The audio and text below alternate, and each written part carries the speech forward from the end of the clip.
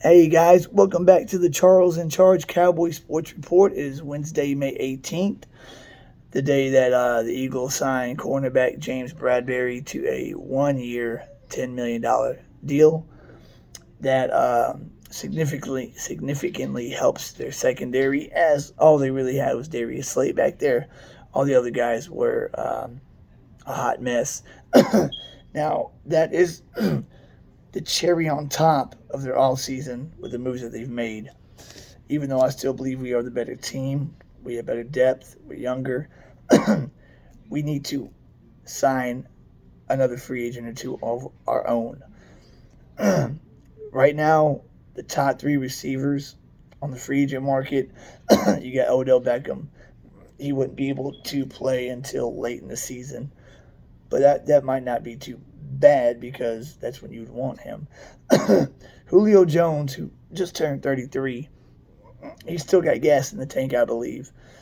He had a down year last season, but I believe you bring Julio Jones, because the top three teams in contention for him, supposedly, we're one of them. You bring Julio Jones to this offense with CeeDee Lamb being the number one receiver and Jalen Tolbert in Washington and whatnot. Julio Jones is going to get a lot of one-on-one looks like he never got in his career. And I like those odds.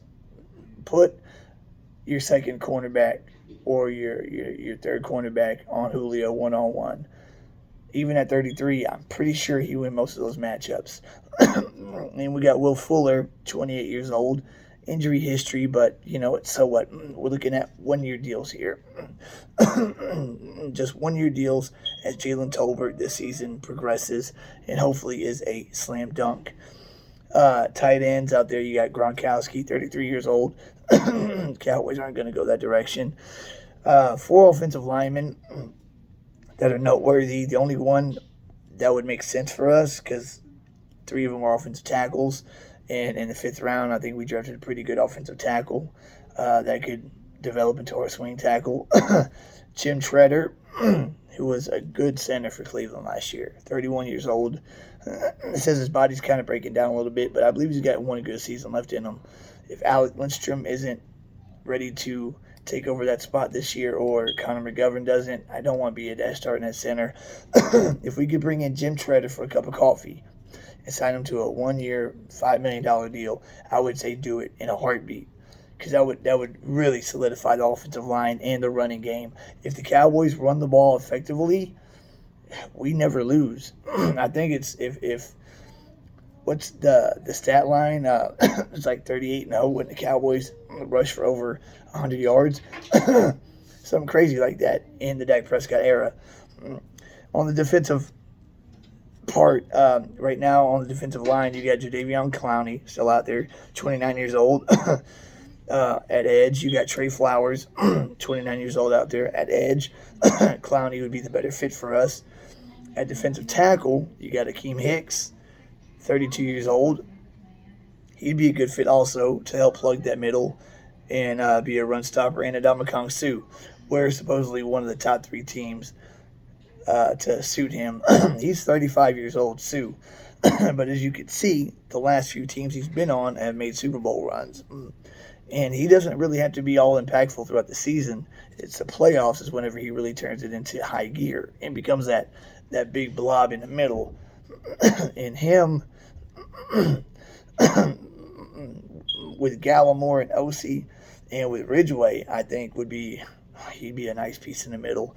But who I really want, you got 2 good linebackers still on the free agent list. Anthony Barr, who's 30, Donta Hightower, who's 32. Anthony Barr would be a perfect fit for us.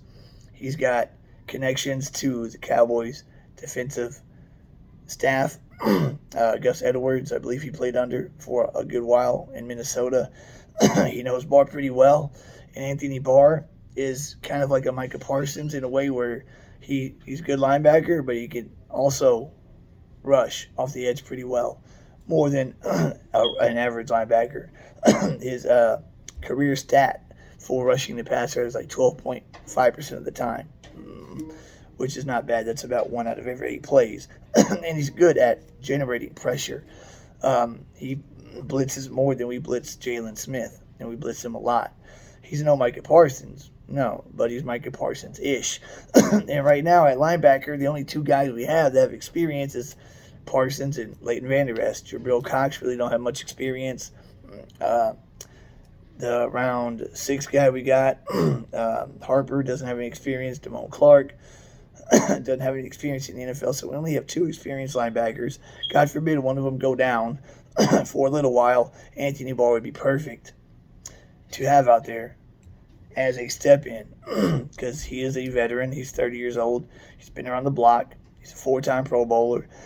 And being that he's had injury history the last 4 seasons and is still not signed, we should be able to get a good deal with him. A 1-year deal, for a few million. Jerry Jones needs to act like the old Jerry right now, open up that checkbook, and make some things happen because the future is now. My father always used to say that. There was this coach, I forgot what his name is. I don't know if he coached the Chiefs back in the 70s or who it was, but the guy would always say the future is now. And that's the approach the Rams are taking as they're throwing caution to the wind. Draft picks, who needs those? Trade all their draft picks for players, big-time players. And somehow they're able to sign whoever they want. They signed Allen Robinson after they win the Super Bowl to a big contract. And they got Ramsey on a big contract, Stafford on a big contract, Aaron Donald on a big contract, Cooper Kupp is getting paid. But the future is now, and that's the approach they're taking. We got to be taking the same approach. We've got so much youth on this team. I still believe that we are better than Philly, even though they got Bradbury. Gives them 2 defensive backs that are adequate. But I want to widen the gap like it was last year, where it's kind of a no contest whenever we play our divisional opponents this season. So I would like us to at least get two free agents. 2 on the defense, or 1 on the defense, 1 on the offense. Anthony Barr, I believe, is a must-sign. We need to bring him in, make it happen, sign his ass to a 1-year deal, because everybody seems to figure out you go to the Cowboys for a 1-year deal when your career is on the decline, you have a good season, you get the bag the next year. Hell, we brought in Aldon Smith, who didn't play ball for, 6 seasons, and he came in and was pretty good. Had a 3-sack game against Seattle in week 3 in 2020. Robert Quinn, 6th-round pick, rejuvenated his career with us. Had over 10 sacks that year. And not just him, other players too. And if Julio Jones doesn't strike their fancy, get Will Fuller. Will Fuller has an injury history, but so what? He's got speed. He'd be the fastest receiver that we have, and he could take the top off of defense and be a good fill-in for Gallup for the first 6 weeks. I think because we don't have our bye week till after week 8, I think if after the Philadelphia game, or going into the Philadelphia game, if we're only at 1 or 2 losses, and he's not ready for Philly, and just say we beat Philly, and after the Eagle game, we're only at 1 or 2 losses, that's week 6, we play the Eagles. So if we're at 4-2 after the Eagles game, I believe they'll rest Gallup until after the bye week, because then we got the Lions and Bears coming to our house after we go to Philly. And we don't need Gallup to be those 2 teams. We can go into the bye week at 6-2 at that point. If we split the first 2 games and then just say we follow the Rams, I see us, going to Philly and knocking them down. Especially with this defense we're going to have. Y'all get ready, guys, because the rookies we had last year played really well. The 2 guys I'm looking to see have a breakout year this year is Osia Odighizuwa and Jabril Cox. And Jaron Kearse is going to be recognized as a top safety this season. His stats were better than Budda Baker's last year. He was a Pro Bowl snub. Jaron Kearse was all pro last year. He was anything you needed him to do, he could do. He was good in the coverage. He was good in the box. He was good in the slot if he had to be in the slot. So look for Osia Odighizuwa and Jabril Cox to have breakout years this year. Osia hit the rookie wall, but Osia made some splash plays his rookie season. And Cox looked really good before the injury. And J-Ron Curse is going to make that next step under Dan Quinn and become one of the top safeties. We got him in a 2-year contract, which is great, because after the 2 years is up, he's going to be worth a lot of money, I guarantee you. But the Eagles signed Bradbury. Don't panic, Cowboy Nation.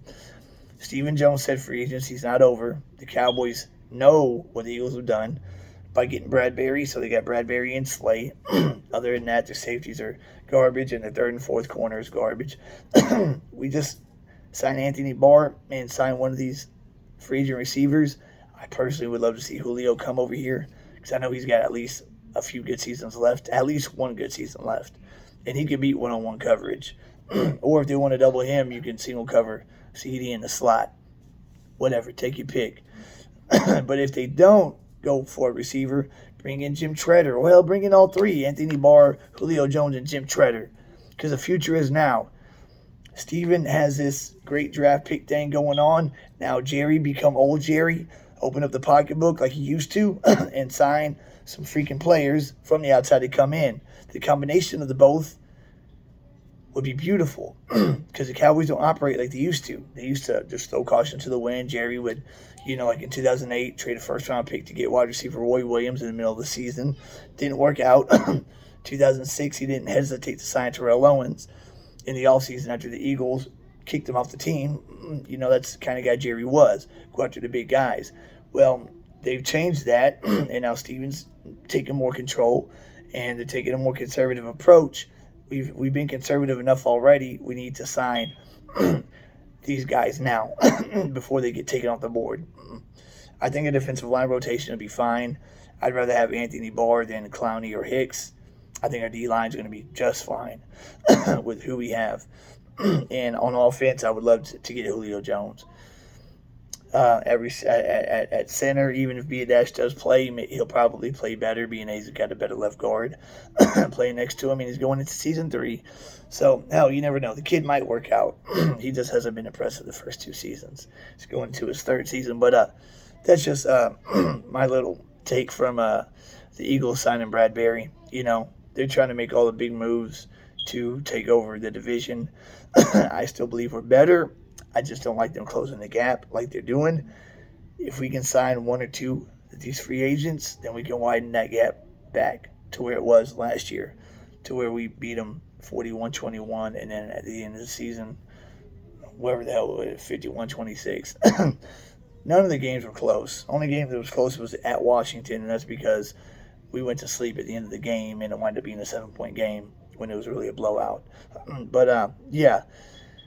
Just look on the news every day and pray that Jerry grows his cojones back and they bring in Anthony Barr, sign him, and they bring in Julio and sign him. Because what do you got to lose bringing Julio in for a 1-year deal and Anthony Barr? Nothing. They're 1-year deals. That's the point of a 1-year deal. And Anthony Barr, if he has a good season with us, say 10 sacks, 100 tackles, he's going to get the bag next year. If Julio has a good season with us, he's going to get paid next year. And anybody else who signs with us and with a 1-year deal. And Anthony Barr would be twice as good as Keanu Neal was. Keanu Neal was not good last year at linebacker for us. So that'd be a big upgrade right there. And then, my feelings. D. Williams with Fowler complete replaces Gregory. I think D. Williams is going to be better than Gregory. He was in a 3-4 system at Ole Miss. He's bigger than Gregory, faster than Gregory, and broke the Ole Miss sack record. That's in the SEC, going up against Alabama, LSU, all them big dogs. And he had 12.5 sacks last year. So I think our rookies are badass. And our second-year guys from last year are going to be even more badass this year. We just need to bring a few guys from the outside to help. And that'll really, really solidify our team so we can make a run and just roll over the East. You know what?